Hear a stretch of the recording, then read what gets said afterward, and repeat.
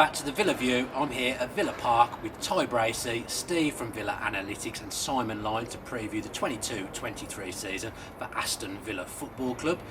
Been a busy summer for Villa, although we did get a lot of our business done early, so it has felt quieter in the last few weeks. But we're going to go through what we make of Villa's transfer business, how we see us setting up in the new season, and all our hopes and fears. Right then, boys, we're at Villa Park. Season's 2 weeks away, but I think we're 3 weeks away from being back here at Villa Park. The pitch is looking absolutely resplendent. Steve, how excited are you for the new season? What do you make of Villa's business so far? Yeah, I mean, I feel like we've plugged a lot of the gaps in the squad. We've made pretty targeted recruitment, and I think for the first time going into a season, there's not obvious positions that we'd be looking to fill. And I think it's quite an exciting one. It's exciting to see what Neil Critchley is going to do working with Steven Gerrard. And yeah, pretty positive all round.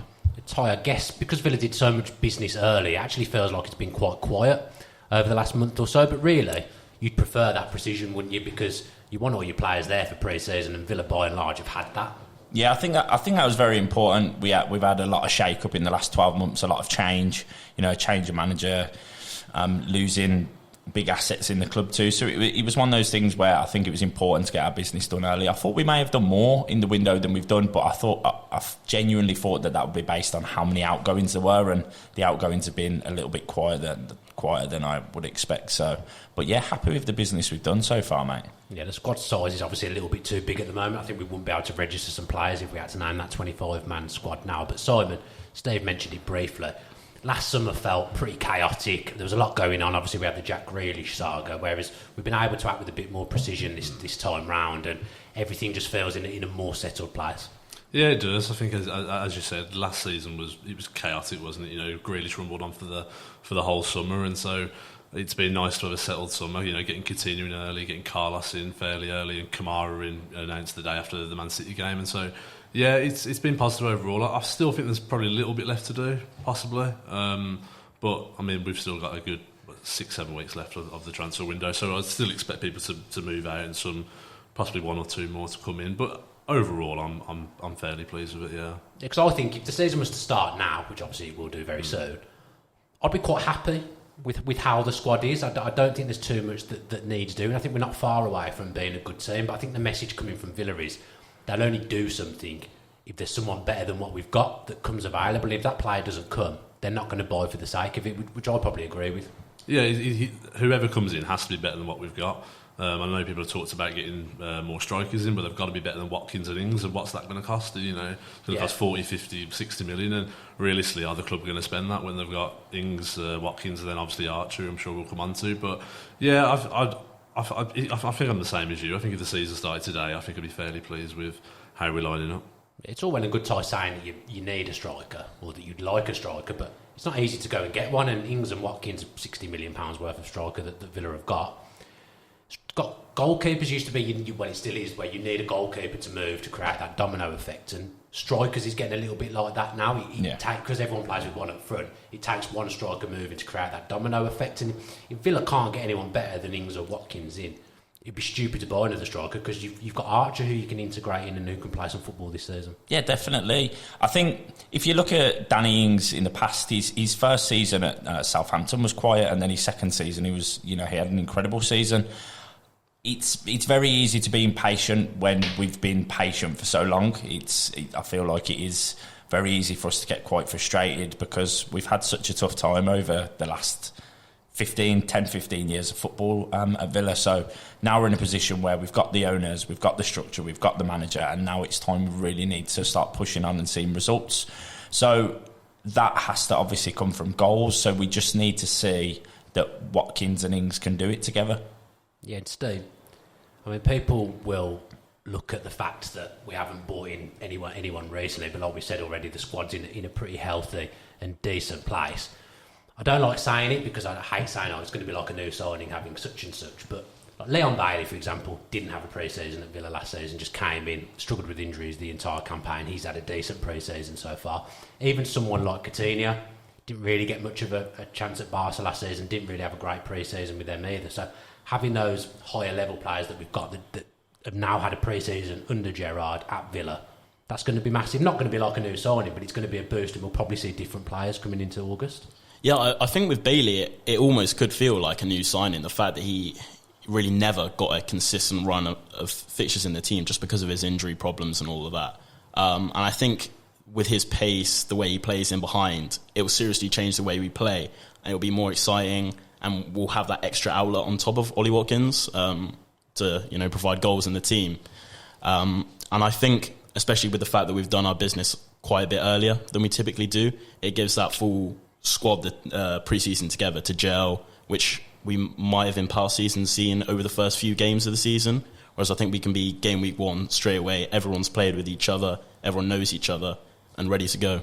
Yeah, but you were at Warsaw, Simon. Yeah. So you'd have seen Bailey in the flesh in that game. Obviously, he got us off the mark for pre-season. Did he look different? I know it was the first game of pre-season, but we never really saw enough of him last season. I think he looks fitter. I think to be honest with you, he looks fitter, and you can tell what a full pre-season is having for him. I think he came in quite late in the summer last year. He struggled with injuries for the whole season pretty much, and he just looks fitter. He looked really fit against Warsaw.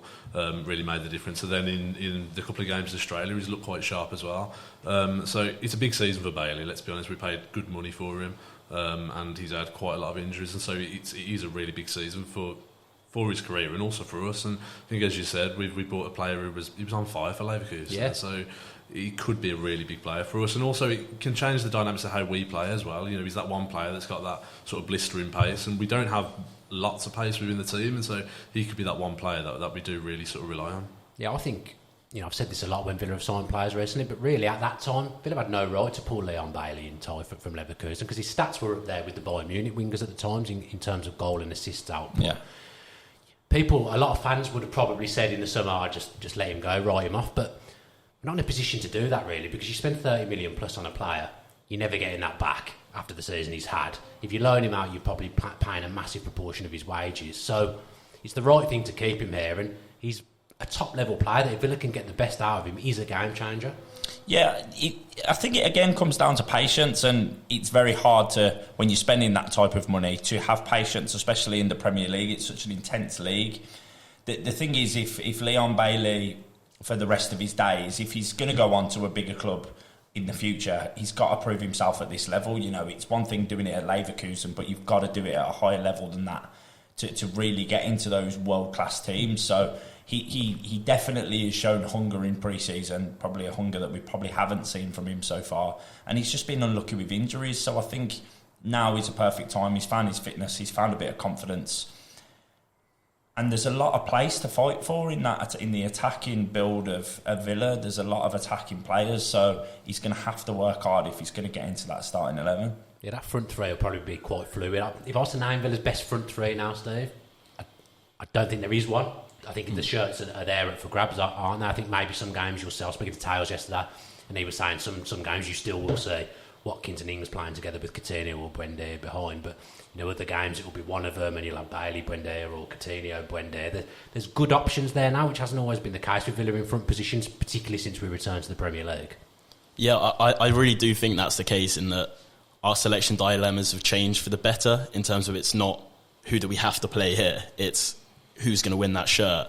I think there's no reason as well why you might see all four of Coutinho, Buendia, Bailey and Watkins together in a slightly different shape at times. Yeah. And I also think we might see a little bit of Leon Bailey at striker, which we've seen a bit in pre-season, if I remember correctly.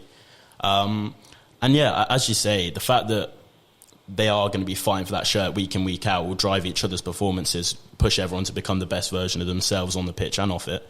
And I think we'll see the rewards of that. Yeah, I think the big thing, the big area that Villa needed to address, Ty, was that defensive midfield position. It's been a problem for years. There's been no real upgrade to that midfield since Villa returned to the Premier League. Yeah. Finally looks like we've got a player in to play that position and to play it to a high standard, because Kamara's a Champions League player. He could have got a Champions League move quite comfortably. He does look the real deal. I know it's only pre-season, but if you watch his clips from Marseille, and he's obviously a France international as well, he's the real deal. But not only is he the real deal, but he will enable more freedom to those around him, and you'll see a better, more fluid Villa going forward because they've got that defensive platform now. Yeah. And I think not just the ball winning side of things, I don't think that's the important part. I think one thing from watching Villa, especially at home when you see it in the flesh throughout a season, is our ball distribution from the back. The pressure that we welcome and the long balls. it's not something that's been working too great when we're playing out from the back.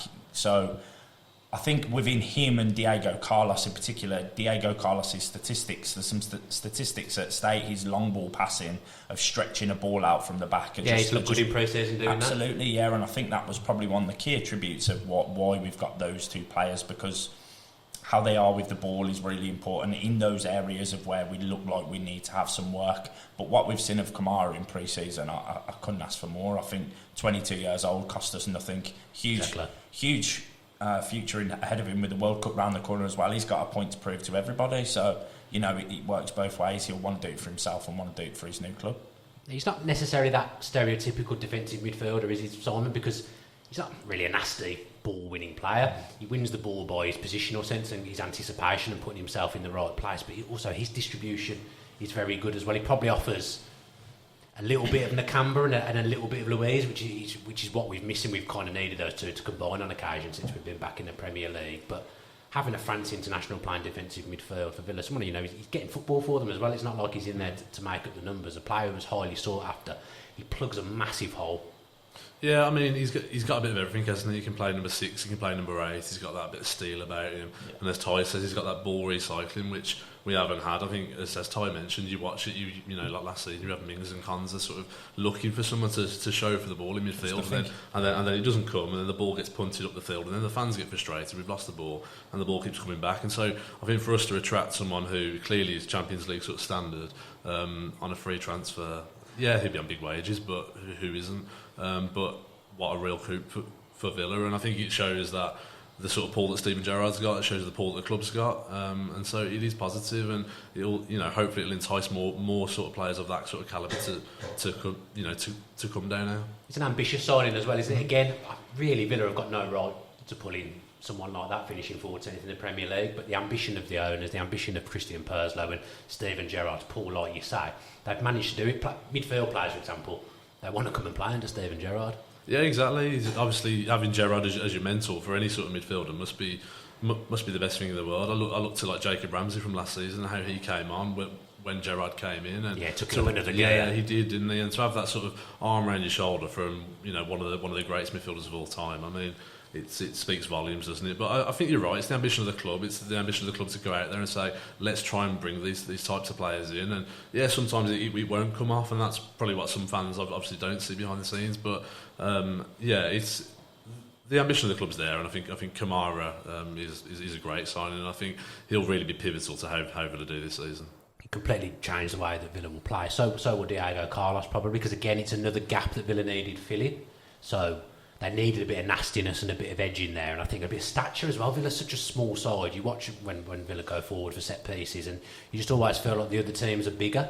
Diego Carlos is a man mountain, and again, an elite level defender, played at the highest level for a long time. Another massive coup for Villa. Yeah, I do think, as you've been saying, Kamara and Carlos will completely transform the way we play. They give us that extra dimension in playing out of the back, where I think in past few years we've maybe been a bit too reliant on long balls, which when it's not coming off really doesn't come off, especially if we're maybe lacking a bit of height in our front three. And I think that new style of play will really suit the players that we have, the likes of Jacob Ramsey, Emi Buendia and Coutinho. They like to receive the ball to their feet and play quickly, pass the ball, move between each other, and having Carlos and Kamara in there progressing the ball from the back enables that. So I think that shift in focus will be something that we will really see, and it's something that we saw with Gerrard's Rangers that he'll be looking to implement now with Villa. Yeah, it's a little thing as well, Ty, but he can also, he can operate comfortably as a right centre-back, and he's played most of his football as a left centre-back at Sevilla. So there's suddenly a bit of competition in at centre-half now, because don't forget Callum Chambers as well, who came in January. He's been a really good signing for minimal fee. I don't think it even cost any money, actually, Callum Chambers, He's got every right to think that he should be starting the season at the moment. So suddenly there's a massive element of competition in the central defence, which, again, that should be something that improves us having that competition. To be fair, just going through my head while you two were talking, I think if we all sat here and gave an 11, I don't think any would look the same. And that's a nice position. We'll do that at the end, mate. But that's a nice position to be in, that we're in a position where you're looking at a team sheet an hour before kick-off and you don't know what to expect, because no places. I'd probably say, excluding your left back and your right back and your goalkeeper and maybe your options up front, the centre-backs and the middle of the field can be such a combination of things.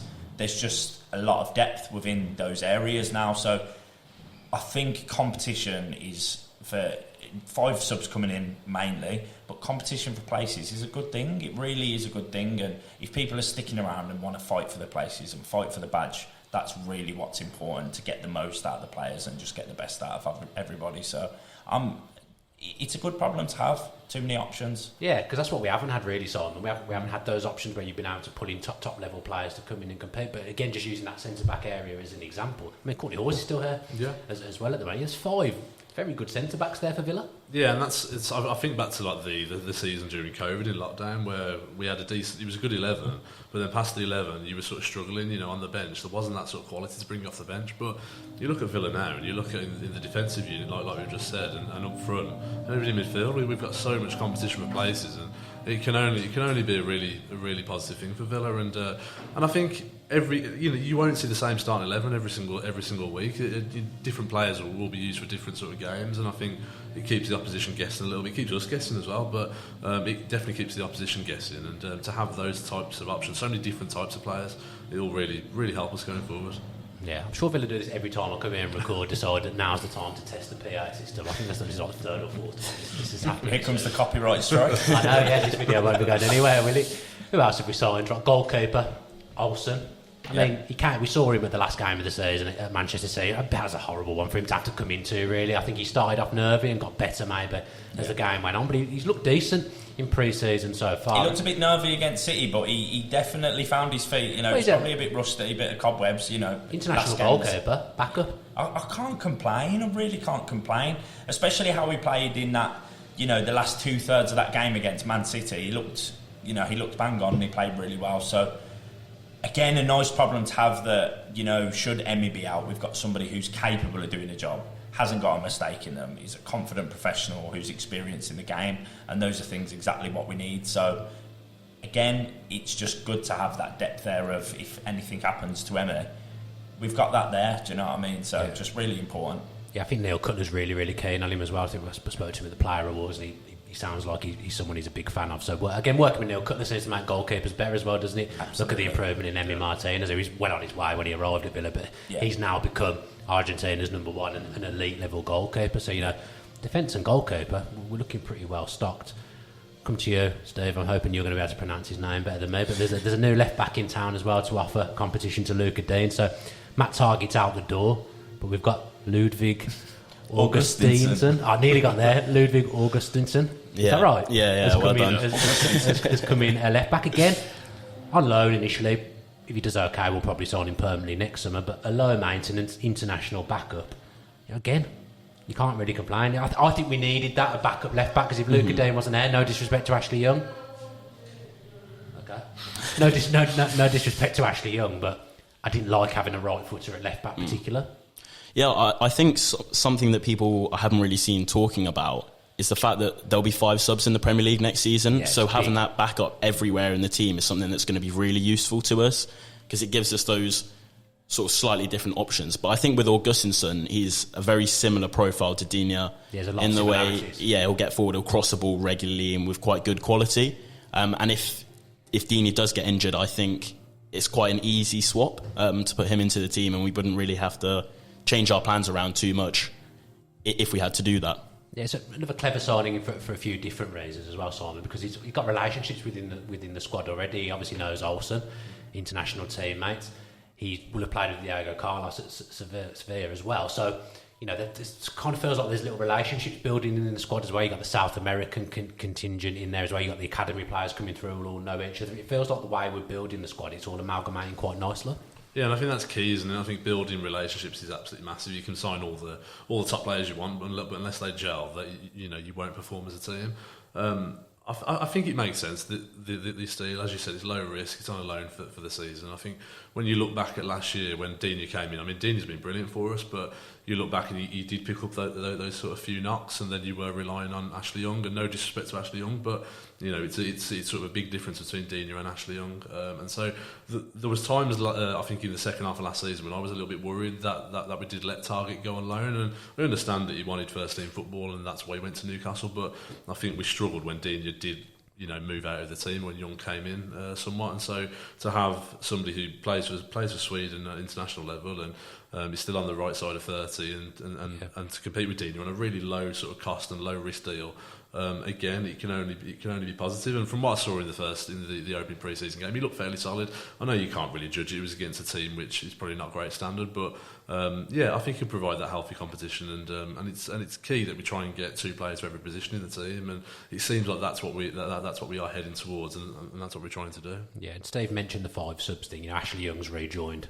Again, I say rejoined, didn't really leave, did he? Just didn't sign the contract until the day they came back for pre-season. Yeah. But Villa obviously were keen to have him stay around because we're not the oldest side in the world. There's not loads of experience in that Villa squad. So having Ashley Young there, and again, as Steve mentioned, the 5 subs, he's someone who you envisage, and we're not really sure what's going to go on with right-backs at the moment. We'll come on to that. But he's someone who you envisage will be on that bench every single week.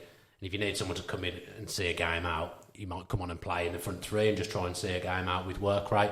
He might fill in at the back. He might fill in central midfield like he did at times last season. But having that versatile player with the 5 subs, again, he's a critical part of the dressing room, I think, Ashley Young. Yeah, I think that's a massive part of it as well, is the things we don't see, that we see beyond a camera or on the pitch.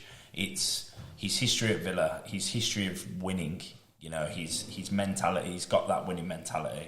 I think he came from winning with Inter Milan when to then come to us, So he's got that winning mentality within everything he does within football. So to have that attribute from somebody, that winning mentality of being around players who are winners and winning things, it's nice to instill that confidence in the players and especially the younger group. So to have that influence around the pitch and on at Bodymore as well is an essential part of what we need. And staying with you, Ty, I mean, it almost gets forgotten. We signed Philip Coutinho on a permanent deal.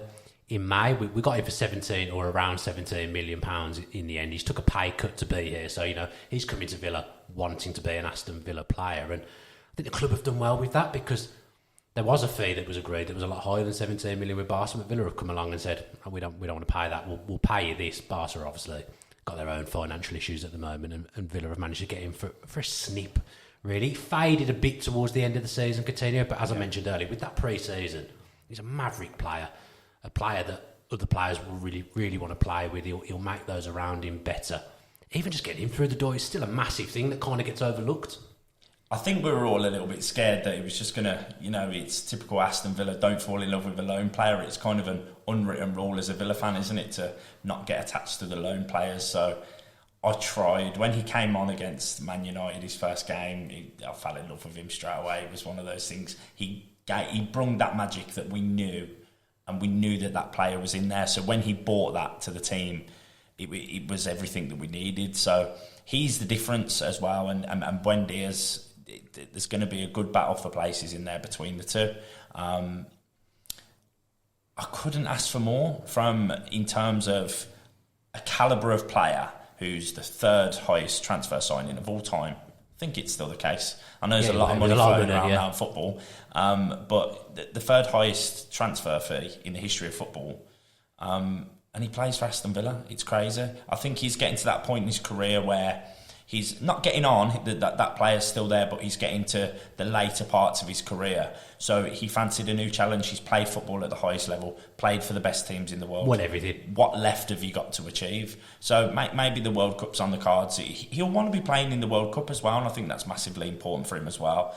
And not playing for Barcelona, there's a chance you could get overlooked. You've got to show that you're still capable, especially in the World Cup. There's always a lot of pressure on Brazil to perform in the World Cup, especially because of their history. It's one of those things that the Brazilians expect the best. So we've seen what he's been doing at Brazil as well. So I'm just excited for a season of good, tactical, skillful football. That's what I'm looking forward to. It's just a brain game and someone whose knowledge of the game and how they play ball. He's so unique in everything he does on that pitch compared to everybody else that it's just so refreshing to watch. So an entire season or 2 or even 3 of that with him at Villa, I'm just really excited. It's magical to watch. Yeah, I mean, this guy, he starts for Brazil most times, if I'm not mistaken.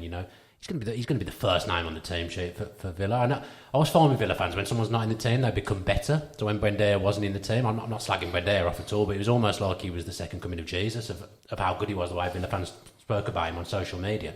But this is Philippe Coutinho, you know. If you would have sat here doing the season preview, we'd have said absolutely no chance with Villa or Philippe Coutinho playing for them in a year's time, wouldn't we? But again, probably Steve and Gerrard, he wouldn't be here if it wasn't for Gerrard. I feel like it's the great dilemma for Gerrard next season is how you work Buendia into the team, how you work Coutinho into the team, which one plays or both. And I think the best solution will probably be to find a way to get both playing in the same team. You know, as Ty says, it's World Cup year. Both of them are on the verge of their respective national squads, both of which are squads which are going to have a chance of winning the World Cup. So they're going to have serious motivation to get into those squads. And to do that, they need to be playing in the Villa team. I think I'm a massive, massive fan of Buendia. When he was at Norwich, the season they went down, he had more expected assists than Jack Grealish at Villa, which really shows you what he can do as a creator. Last season, per 90 minutes, he had the most chances created of any player outside the top 6 clubs. And I don't think it's fair to write off Buendia just because Coutinho's there. I think Coutinho, obviously, is a massive, massive player. And as you say, without Gerrard, I don't think we would have seen him come anywhere near the club. Probably hadn't heard of Aston Villa other than from scoring against us before that. But I really think if we can find a way to get the two of them playing with each other in the same team in a fast, free-flowing style of play, I think that's how we're going to get the best out of Aston Villa this season. Because I suppose that's what Gerrard, he wanted to do that last season, didn't he? We played a lot of games with those two number 10s playing off the striker, and it never really came together. But as I mentioned earlier, having Kamara in the DM position now, that might allow for the two number 10s to work better, Simon. Yeah, I think a lot of our issues have come from in the centre of the park, to be honest with you. I think a lot of all round, probably defensively as well. I think so, yeah. I think, there was a lot of pressure on the defenders because we hadn't got that sort of number 6 in Kamara, and then I think probably the attackers used to have to do a lot more defending as well, and so I feel like this season might be the opportunity for Buendia and Coutinho to start together. I can't see it happening all the time. I think the team will be rotated, and I think the good thing is with Coutinho and Buendia, they've got such individual skill sets as well that you can leave one out and bring the other one in. I think back to the Burnley away game at the end of last season when Coutinho was actually on the bench and Buendia played that game and he created and he scored one. And so I feel like Villa are in a really privileged position. We've got Coutinho, and it was on Villa's. We signed Coutinho on Villa's terms. It was for a cut down price, and he took a massive wage cut as well to join us. And so it was a massive statement signing from Villa. And I think because we had him on loan, it just felt like, we signed Coutinho. But if we hadn't signed him on loan in the first place, how big a signing that would have been for this summer. And so, I think Villa is stacked with options, and I think, we're talking about a dilemma between do you play Coutinho or Buendia, or do you play both of them? I think it's a dilemma that any club in the league would probably like to have. Because football is becoming more about starters and finishers. I think Gareth Southgate spoke about that quite heavily in the last Euros. So, it's almost like it becomes a problem at times in some ways, having too many players or fighting for a position, but in reality, it isn't, because you need options to come on and change the game. If you can bring Buendia on for 30 minutes, like Simon says, that's a privileged position to be in. It's nice to have those options of where, because the thing is, if from an opponent's point of view, if they're looking at the substitutes that we make, they analyse everything. They would see that our substitutes and what we change in the game were always the same, always around the same time in the last 10, 20 minutes of the game.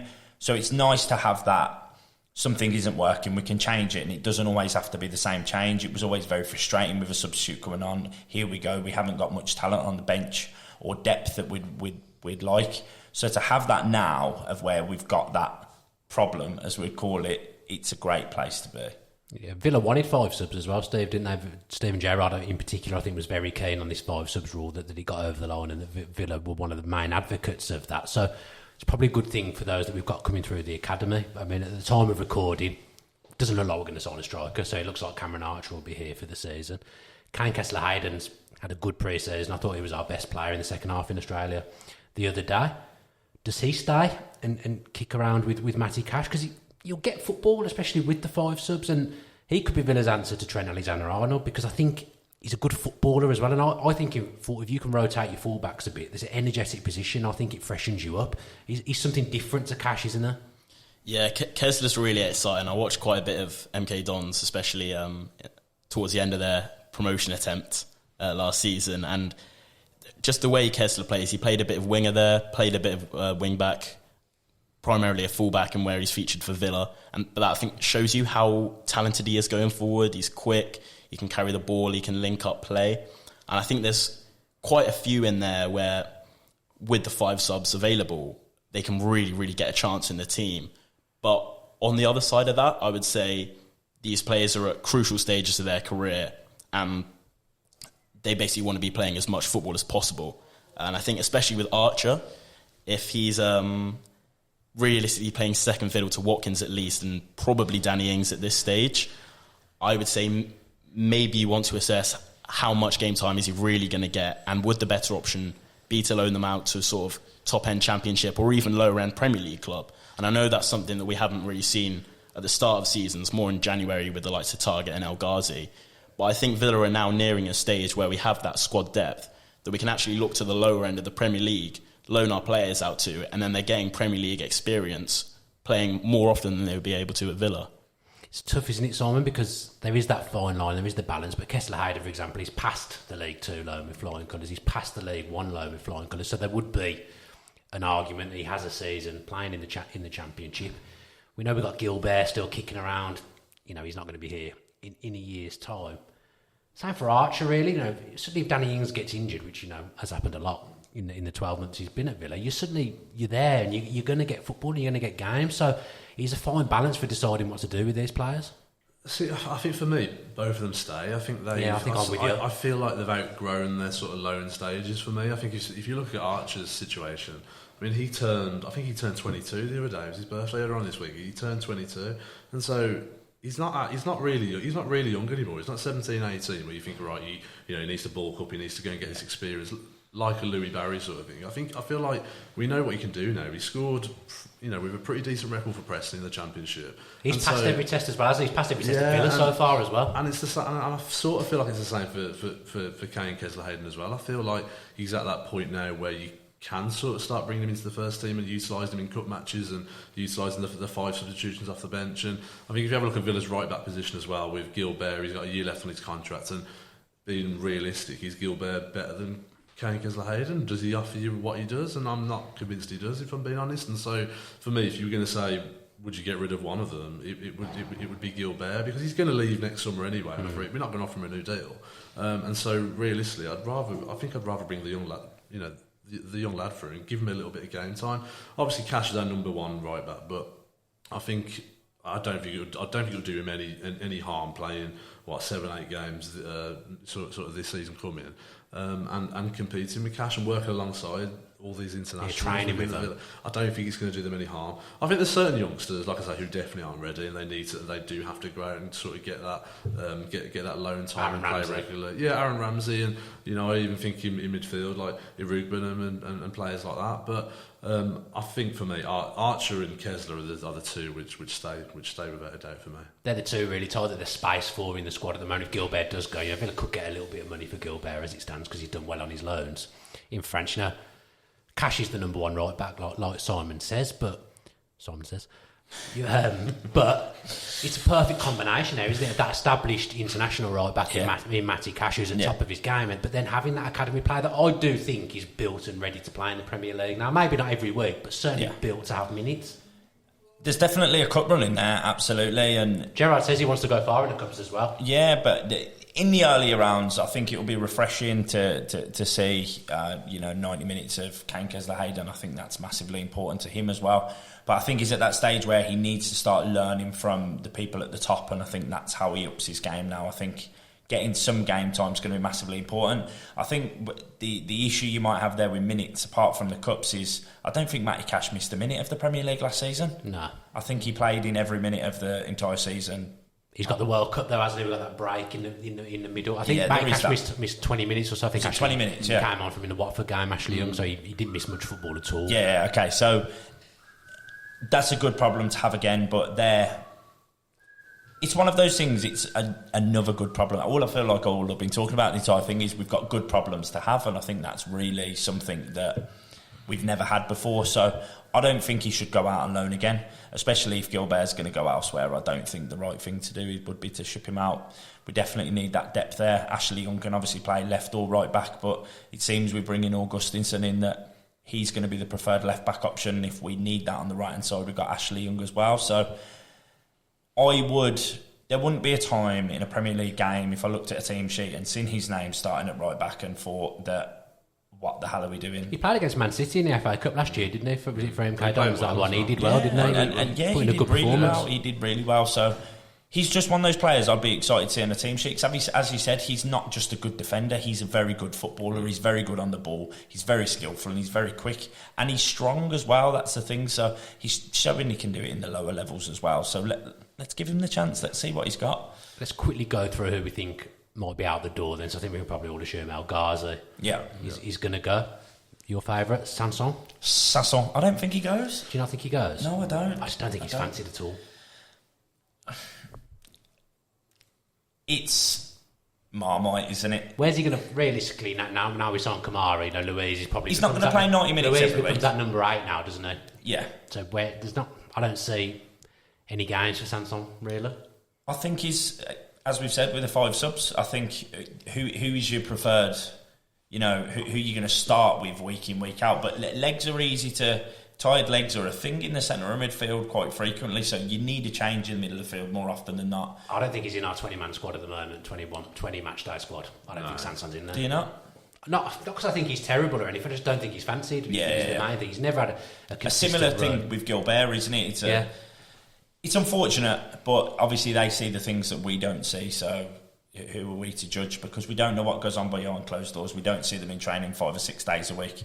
Potentially out the door, yeah. I think with Sanson for me is that I know he Sanson. I know he hasn't had a run of games, but I feel like when he has played, he hasn't quite grasped the opportunity though. And even in pre-season, I mean, I saw some people say he played really well at Walsall, and it's funny when you're watching football because it's I had totally the opposite opinion. I thought he was okay. I thought he was just bang average, and so for me, you're looking at in pre-season, you're looking at come on then step up now and show us why you need to be in this team. And I think if you look at the players we've got, Louise, McGinn, Ramsey, Kamara, Nakamba, and you think, and we'd probably like another number 8. Another number 8. Is he really going to get in ahead of them? And I don't think the move's worked out. I think he's had a lot of injury problems.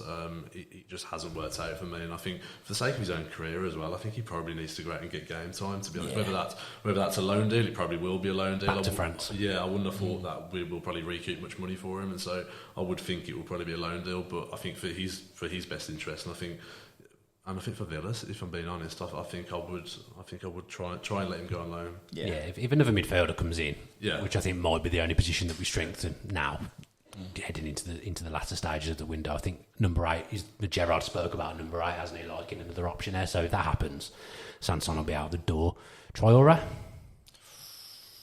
A few floaty rumours about Traore going around. He's one of them ones where we're not going to recoup what we paid for him. So feel like you may as well keep him around because I make him would he be one of 6 or 7 for the front 3 positions then, Traore?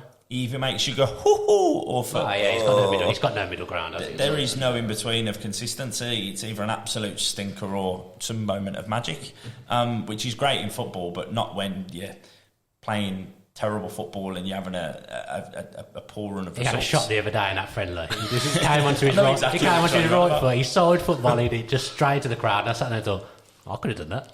I could have done exactly the exact I've seen you play football, Dan. Let's say you couldn't have. I could have just side footed the volley into the crowd, 100%. But he's just that frustrating player, isn't he? Gerrard kind of gave him a little bit of an opportunity, didn't he, at the end of the season against Burnley? Came on, Nick Pope, to be fair, made an unbelievable save from him, but I think he probably stays by default. I think the thing with Traore I worry about is that where's he going to find the momentum from? He's not going to play that 6, 7, 8 games on the bounce that players that have been injured for a long time probably need to. I mean, he was out for nearly the whole of last season. He only played a handful of times last year, and it's because of his injury record. And so, is he going to get that run in the team? He did score 7 goals in the season before, which is a good record. He did, but he was irregular. That's the problem. And is he going to get that regular game time this season? The problem is, what's he going to offer if he doesn't get that regular game time? And so, but again, it's about recouping the money. We're not going to recoup the money. And so if he goes anywhere, it'll probably be a loan deal. And then you have to say, is that really worth it? I mean, he's something different, I suppose. He's that sort of maverick type player, and he's got a little bit of pace, I suppose, compared to some of the other players. And so, yeah, I think he's a toss-up. I think if you said to me, would he stay or would he go? I think he's a tosser then. No, not quite. But I don't know. I'm not sure. I think I'm a bit indifferent about it. I think if he stays, I'm not too fussed. But I could also see him go out on loan somewhere. He struggled with the intensity, didn't he, a little bit when he first started? It's for a winger. Being a winger or wing back in the Premier League is probably one of the hardest jobs in football, I would say, in terms of a player on the pitch. It's a really, there's a lot of fitness that goes into that. So there was times when he first came in where it was frustrating because it's like, get back, and it's a frustration. It really is. You can always predict what he's going to do though as well, because he's that very sort of one-trick pony. He's got one leg. Just cuts back in on the same foot all the time, and I think that is the problem. But again, I don't think we're going to recoup the money, so we're probably going to have to try and utilise him in some sort of way. I think he probably just about stays, because there's 6 or 7 vying for that front 3 position then with him. So I think El Ghazi will be the one that probably goes there. But other than that, really, outgoings, I don't really see any. It'll just be like youngsters, won't it? It'll be like it'll be the conversation we've already talked about Archer and Kesler Hayden, but then there's the people like Irug Benham and Aaron Ramsey. Aaron Ramsey will definitely go out and get a loan spell, and I think there's players like that. Ben Chrisena, yeah, exactly. I think with Augustinson coming in, he'll definitely get a low move as well. Yeah. So apart from like the youngsters, I probably don't see a lot else going on in terms of outgoings. No. Let's look at then concerns going into the new season, because to be fair, we've done that thing again where we've talked about it all very positively as if everything's rosy. And to be fair, I feel like it is, but then I do kind of feel like we've thought that the last few summers, and then it's not all gone. It didn't all go great last season. Obviously, we changed the manager, but is there anything that concerns any of you going into the new season? I think it's very... Some Villa fans would say, for example, we need a striker. I disagree with that, but some people would say that. It's very easy to go on social media and read a load of things that are not factual. And if you search for Aston Villa, you will get a completely different version of every player from a different person, and it can be one end of the spectrum to the other. Yeah. Someone can be the greatest player in the world, we need to keep hold of them, we need to instill confidence, and they need to go, we need to get better. And then it's easy to go on social media and get an opinion that isn't factual and let things, kind of disrupt your thought process in terms of what you know about football. So I think we just really need to get behind the team. I understand the frustration. I understand that, as I said at the start, that it's been a difficult few years for us, a very frustrating few years for us, because we've shown that we're capable, but it's that consistency in our form. That was what killed us last season. We're just so inconsistent. We've got to have some form of consistency in our game and results, and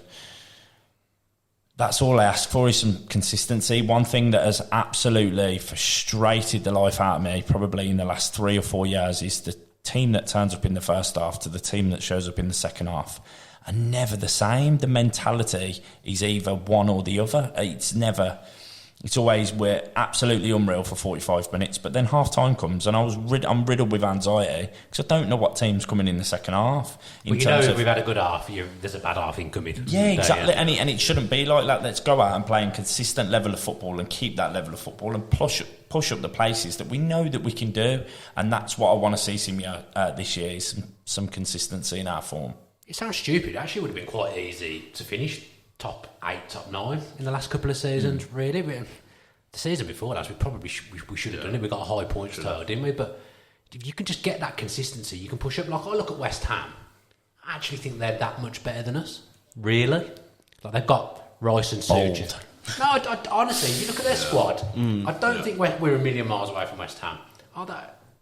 They've got Declan Rice. Well, we've now got our Declan Rice. Yeah, so we've now got defensive midfield. I think there's just been little things that they've got that we haven't quite had, because Declan Rice and Suchet give the rest of the team a platform to play, and they protect the defence very well as well. So hopefully Kamara will do that for Villa. But I look at West Ham, who are flirting with the top 6 or even finishing the top 6 the last 2 seasons.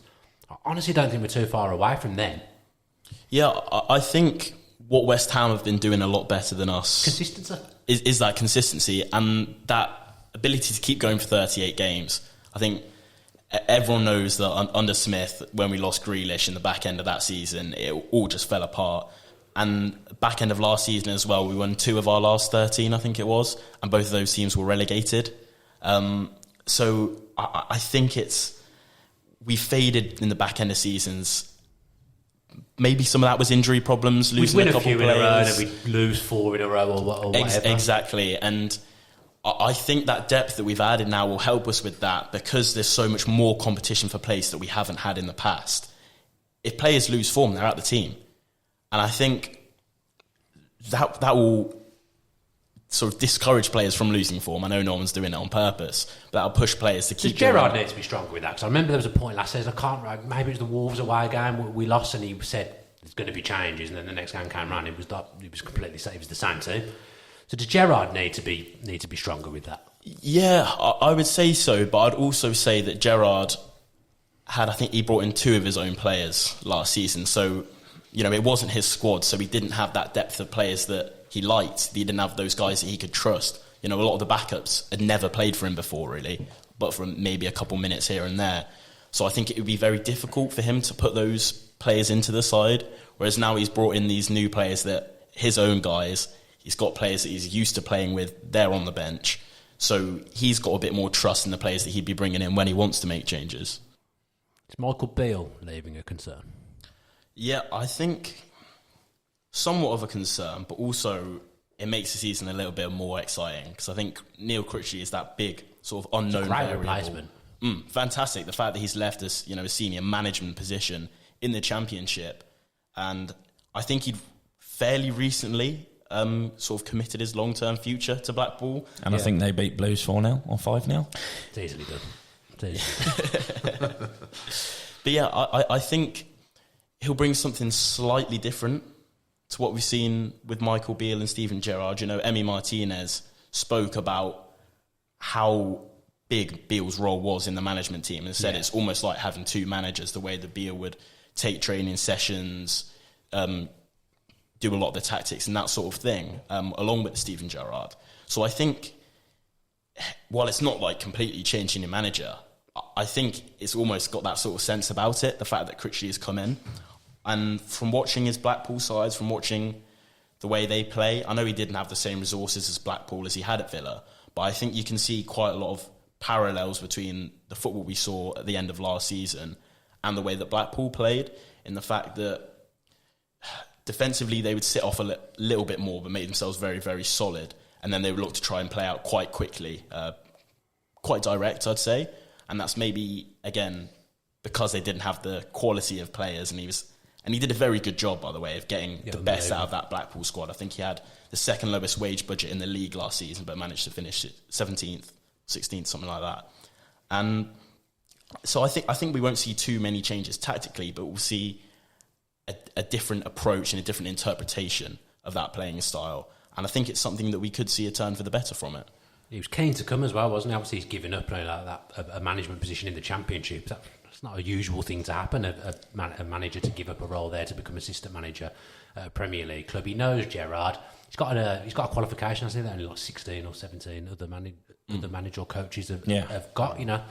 Again, Villa just do things so well. They lose Michael Beale, which you think, this could be a little bit of a disaster here, but then they pull in someone who you just don't expect, but in a coaching capacity. I think at the time of him leaving, it was a bit, because we know that the talent that's in there with Michael Beale and what he's achieved in his anyone who's coaching. Dream talks very highly of him. Absolutely, and I think he was a massive part of Gerrard's backroom staff. I think it was massively important, but the replacement really couldn't have been better. It's to go from a guy leaving to go and manage a team. It is the opposite's happened with Critchley, isn't it? He's gone from managing a team to coming in as a number 2. So to have Gerrard, McAllister and him, I'm happy. There's not much to complain about, which is a nice feeling, because I'm used to doing podcasts with you, Dan, and I feel like all we do is moan for an hour. That's what all the time, isn't it? That's nothing to do with me usually. But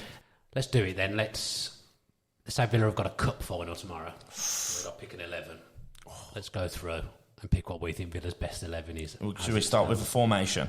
Go on and see if we can agree on a formation. Don't look at me, I ain't going first. It's the analytics you don't want to go. I'll go 4-3-3. Yeah, I think I'd 4-3-3 as well. I think it's got to do. Yeah, I'm waiting for Steve to pull out a variation of 4. He's outvoted if he does I was thinking maybe 4-2-2, we've overloaded wing backs. I was thinking maybe we might see a bit of a 4-2-3-1 personnel wise. I've thought this at times. But I think Gerrard's preferred is a 4-3-3. Yeah. I think that all depends on who's available. Personally, 4-2-3-1 or a 4-3-3. I don't think we're there to play a 4-2-3-1. I think if you play a 4-2-3-1, I think it has to be Louise and. I think you're looking for that. I think you're looking for that one other edition. If you're going to play the 4-2-3-1, what we were talking about, I think we're looking for that one other edition first. If you're playing a 4-2-3-1, I think Ramsey then becomes someone that you speak about in the 3 off the striker, rather than being in the 2. Yeah. So technically, it probably doesn't make that much difference to personnel. And then the other thing to think about, you end up then having McGinn being really defensive. Yeah, I think if you play 4-2-3-1, I don't think McGinn's in the team. I think Louise would probably be better there. So are we agreeing on a 4-3-3 then for starting 11? Yeah, I think so. All right then. I think goalkeeper obviously we know who that Martinez. is. Right back and left back, we know who that is as well. Are you going with you going Ludwig at left Even back? if I wanted to put him in the team, I wouldn't be putting him in because I can't say his name, so I wouldn't be putting So him in. is this our combined agreed 11? Yeah, we'll do it. We'll do it between so us. we've all agreed on 11. Yeah, great start. Emmy's in goal, Cash at right back.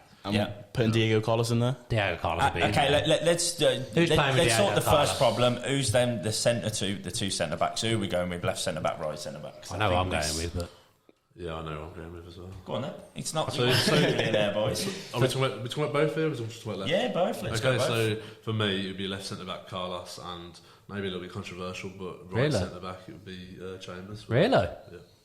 And I think that's down to on form, and I think players deserve to keep the shirt. And I love Tyrone Mings. I absolutely love him. I'm surprised. I thought you'd say Mings. No, I genuinely love Tyrone Mings. I think he's a great ambassador for the club, and I think he's been brilliant for us. But he didn't have his best season last season, and to be fair, nor did Konza. But Konza didn't at all. I feel like Chambers, since he's come in, what has he done wrong? And I mean, in pre-season, he's not been really great signing for a third, fourth centre back. I feel like it's his shirt to lose, personally. So you're going Carlos and Chambers? Yeah. Dan?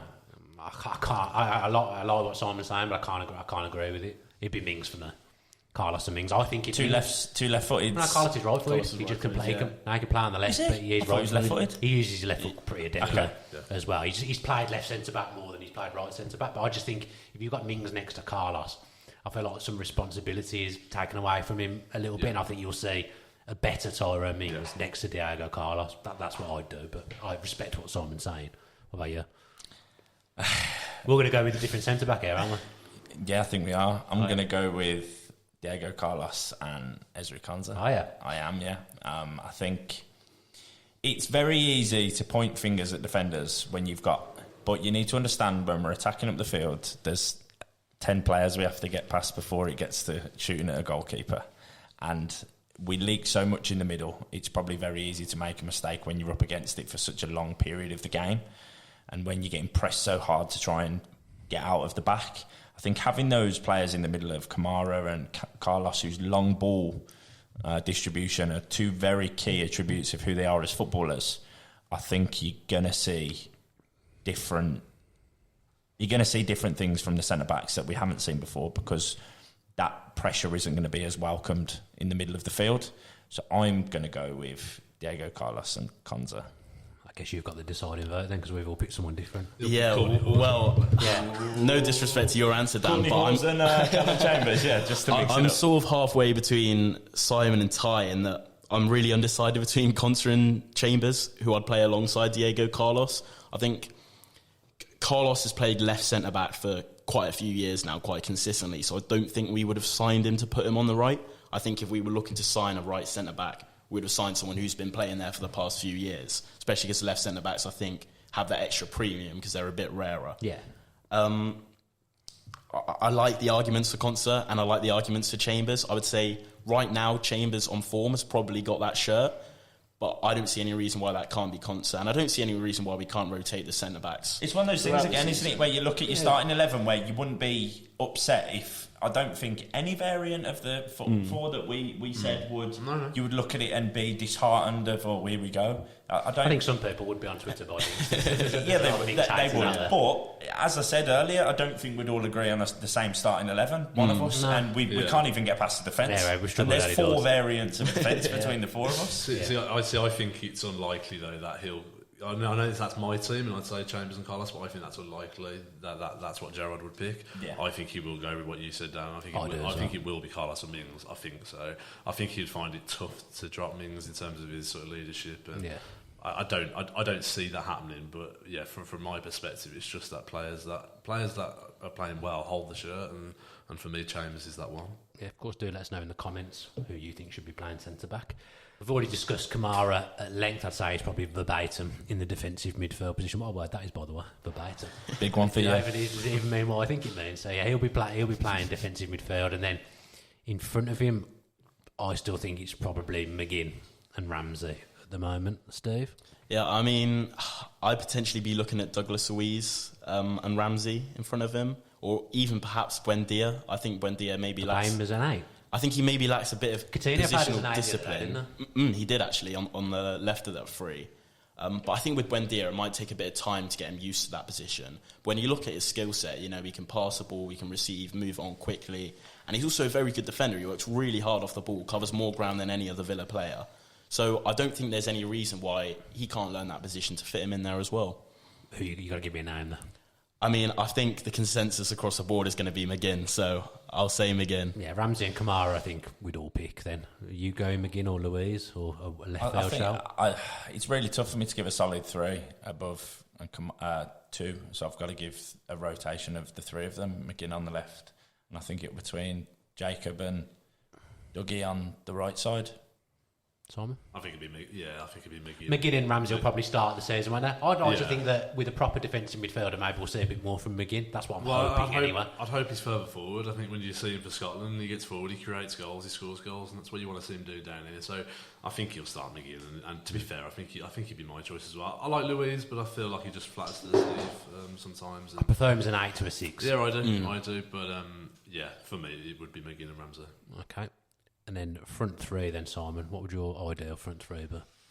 So this is where it gets tough. My number 9 would be Ollie Watkins. I think he offers more than Danny Ings personally. I think Ings is probably a better finisher at the moment, but I just think all-round game, I think Ollie Watkins offers that little bit more. Coutinho, obviously, I think he's first name on the team sheet, I think as we said it, so he's in there for me. And maybe a little bit controversially, and I think just because of on form at the moment and how he's been in pre-season, and he adds that little bit of a different dimension, I think I'll start with Bailey. I'm the same front 3 as you. I think that's what I'd pick at the moment. I've got a feeling for Leon Bailey this season that he's gonna come good. He's such a good player. I was so excited when we signed him, and last season just wasn't a fair reflection on the player that I know he is. So I think start the season at the moment. I think I'd go Bailey, Watkins, and Coutinho as well, and then you've got Buendia and Ings to come on. That's a great position to be in. Yeah. What about you, Todd? I'm not going to be controversial, and I'm going to agree with you. Yeah, same. Yeah, I'll agree with you. Steve? I'm going to be controversial. Go on then. Shaq. I want Buendia in there as a rotation at least. You picked him twice. Yeah. Number 8 and number 10. But I think that's what I'd see from Buendia, being able to fit in a number of positions throughout the season. But I would at least have him in there as a rotation option with Coutinho. I'd want to see Bailey in there pretty much whenever he's fit, because I think he brings us something that no one else in the squad can in terms of that pace and ability to run in behind. And then for me, 100% Ollie Watkins up front. Yeah, I actually think, Danny Ings, I think he got 13 goal contributions last season, but I think Watkins stretches teams a little bit more. But I think Watkins needs to improve his all-round game from what he was last season. His touch towards the back end of the season. He's better than that. I think he's better than what he showed at times last season. So, he's had some finishing training and stuff. I saw some videos, some clips over the summer. I'm hoping he comes back a different prospect. And, you got Archer to come on. As well, it's a great position to be in, but I think for Watkins, he's got to improve that finishing. He's got to become that striker that scores sort of 1 in 2, 1 in 3 for us if we really want to make progress. Quick finisher then, some quick predictions. So Villa's player of the season this year, Steve? Leon Bailey. Ooh, big. Ty? Ooh, Felipe. Simon? Diego Carlos. Ooh. I'm going to go Luca Dean. I've already said that on Twitter. He ended the season very well. I think he'll have a lot of assists this season, Luca Dean. Okay. Young player, I guess Ramsey again. I'll go with Ramsey. Yeah, good. Ramsey. Top goal scorer? Ollie. How many? 18. 18, that's big. I was going to say Ollie 17. Touch me. Ollie 17. Watkins 14. I was going to go 14 as well, so I'll do the same. Ollie 14 and league position. Where do you see us at the moment? You're making me go first every time. I'll say 9th. 9th. Type? 8th. 8th. Simon? 9th. 9th. I'm going to go 8th as well. And a cup. 8th and a cup. That's what we want. I'll take that. We want to win a cup. 8th and a trip to the green. Yeah. Come on, man. FA Cup is coming home. I'd take finishing 12th, 13th and winning a cup, you know what I'm saying? And getting into Europe. I just want to win a trophy. So thanks ever so much for watching today's video. Don't forget to like it if you have enjoyed it, and please subscribe to our YouTube channel with your post notifications on. Thanks to Loot Roper for sponsoring the show today, and don't forget, if you do want to get 20% off their collection, all the gear on the Loot Roper website, it's code TVV20. Although you won't be able to get the Nathan Door stuff, but you'll be able to get 20% off everything else.